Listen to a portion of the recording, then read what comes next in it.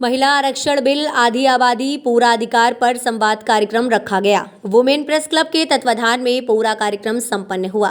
कार्यक्रम में मुख्य अतिथि विधानसभा अध्यक्ष नरेंद्र सिंह तोमर रहे और साथ ही राज्य मंत्री कृष्णा गौर, राज्य मंत्री प्रतिमा बागरी, कांग्रेस विधायक निर्मला सप्रे भी उपस्थित रहे। महिलाओं को कैसे मिले महिला आरक्षण बिल का आज वरिष्ठ महिला पत्रकारों ने अपनी बात रखी। सभी ने महिलाओं की सुरक्षा से लेकर रोजगार और राजनीति में अहम भूमिका निभाई। पूरा परिवार किसे वोट करेगा, क्योंकि जितनी हितग्राही भी बनी वो उनमें ज्यादातर महिलाओं को जोड़ा गया, योजनाएं भी ऐसी बनी और इसकी बड़ी वजह रही वो ये रही कि अब आधी आबादी सचमुच में आधी हो चुकी है। और यही कारण है कि जो जम्मू जेट मेजोरिटी की सरकार थी, केंद्र सरकार, उसने नारी शक्ति वंदन अधिनियम को कानून बना दिया। अब तो तय हो चुका है कि कितनी महिलाओं को टिकट मिलेगा, लेकिन एक वो दौर भी था जब महिलाएं बहुत सारी चुनौतियों का सामना सबके मध्य आने में विलंब हुआ, उसके लिए मैं निश्चित रूप से आप सबसे क्षमा चाहता हूं। प्रेस क्लब ने बहुत अच्छी परिचर्चा आयोजित की है, इसके लिए मैं दीप्ति जी और शेफाली जी दोनों का हृदय से बहुत बहुत स्वागत करता हूं, बहुत बहुत अभिनंदन करता हूं। आमतौर पर मैं लंबा वक्तव्य दूं, इसके लिए समय भी इजाज़त नहीं देता और मुझे लगता है उसकी आवश्यकता भी नहीं है। आप सब राजधानी में निवास करने वाली बहनें हैं और सब प्रकार के संचार साधनों से जुड़ी हैं और जागरूक हैं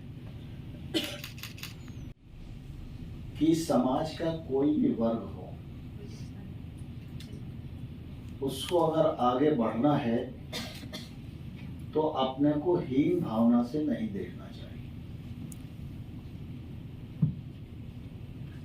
क्योंकि व्यक्ति मानसिकता से ही बड़ा होता है और मानसिकता से ही छोटा माना जाता है। स्वाभाविक रूप से सामाजिक क्षेत्र में असंतुलन रहता ही है।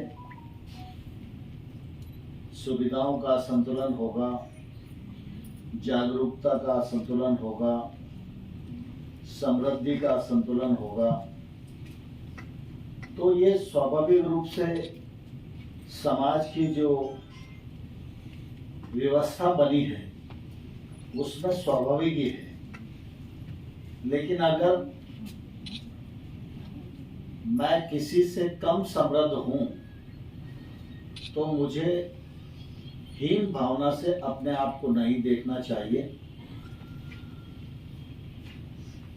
मेरे अंदर कौन कौन कार्यक्रम में आना हुआ, कैसा लगा कार्यक्रम में? महिला आरक्षण बिल आधी आबादी का पूरा अधिकार जैसे विषय पर आज विमेन प्रेस क्लब में परिचर्चा का आयोजन था, जिसमें मुख्य अतिथि के रूप में मध्य प्रदेश विधानसभा अध्यक्ष आदरणीय नरेंद्र सिंह उपस्थित हुए थे। मुझे भी इस परिचर्चा में भाग लेने का अवसर मिला। मुझे लगता है कि निश्चित रूप से आज के समय की सबसे बड़ी आवश्यकता महिलाओं को विकास की मुख्य धारा से जोड़ने के लिए राजनीति के क्षेत्र में उनका प्रदर्शन हो, उनकी क्षमताओं का प्रदर्शन हो और साथ ही साथ उनको अवसर मिले। इस दृष्टि से महिला आरक्षण बिल आने वाले समय के लिए महिलाओं के राजनीतिक जीवन।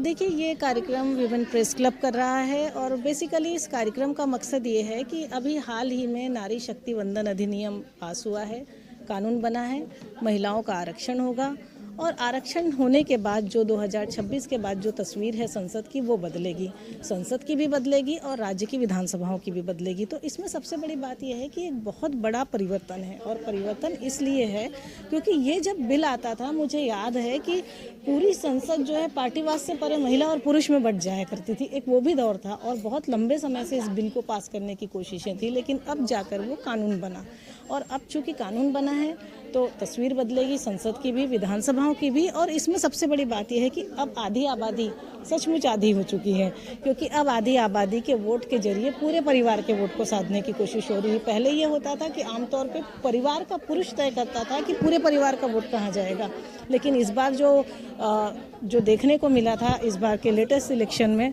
विधानसभाओं के चुनाव में, कि आधी आबादी सबका फोकस था और उसी समय ये बिल पास हुआ।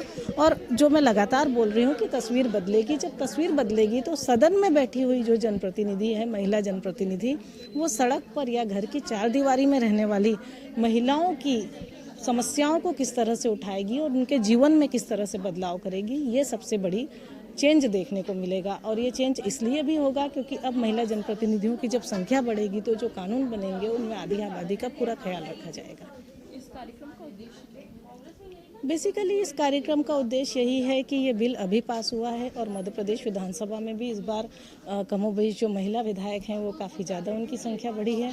तो उन्हीं महिला विधायकों के साथ एक संवाद किया जा रहा है कि उनको यहाँ तक पहुँचने में कितनी मेहनत हुई थी, कितनी तरह की चुनौतियाँ उनके सामने आई थी, किस किस तरह की। तो जब वो चुनौतियाँ उन्होंने फेस करी और अब इसके बाद ये एक कानून है जिसमें ये तय है कि इतनी तो महिलाएं होंगी ही, और उसके अलावा और जितनी भी सीटें महिलाओं के लिए आएँ और जितनी भी महिलाएं लड़ें। तो बेसिकली यही है कि यहाँ तक आने की चुनौती क्या थी। अब चूंकि कानून बना है तो कानून बनने के बाद बदली हुई तस्वीर क्या होगी।